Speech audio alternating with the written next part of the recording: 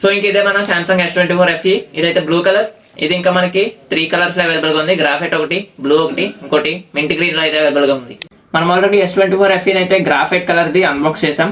మీరు చూడకపోయి ఉంటే channel available గా ఉంటుంది, చూసేయండి. అండ్ ఇంకా దాని లింక్ కూడా డిస్క్రిప్షన్ లో ఇస్తా. ఇంకా దీని అన్బాక్సింగ్ అయితే చూసేద్దాం. ఇంకా దీని అయితే ఇప్పుడు ఆన్ చేద్దాం. ఇంకా లోపల ఉన్న ఫీచర్స్ గురించి అయితే మాట్లాడుకుందాం.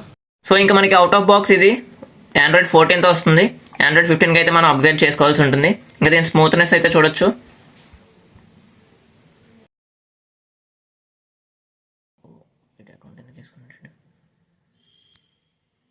ఇంక ఇదైతే మనకి 4700 mAh బ్యాటరీతో వస్తుంది అండ్ 25 వాట్ ఛార్జింగ్ కూడా సపోర్ట్ చేస్తుంది. అండ్ అంతేకాకుండా ఇది One UI వెర్షన్ 7 మీద రన్ అవుతుంది. ఇది బాక్స్ మీద అయితే 1 year ఫోన్ మీద మరియు 6 months కంటెంట్స్ మీద అయితే మనకి వారంటీ ఉంటుంది.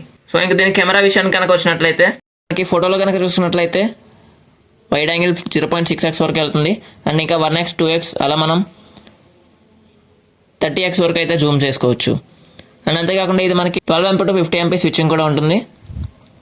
మీరు 12MP కావాలంటే 12MP, లేదు అంటే 50MP కూడా ఫొటోస్ రికార్డ్ చేయొచ్చు. పోర్ట్రైట్ మోడ్లో మనకి 3x వరకు ఆప్టికల్ జూమ్ అయితే సపోర్ట్ చేస్తుంది. అండ్ ఇంక వీడియోలో అయితే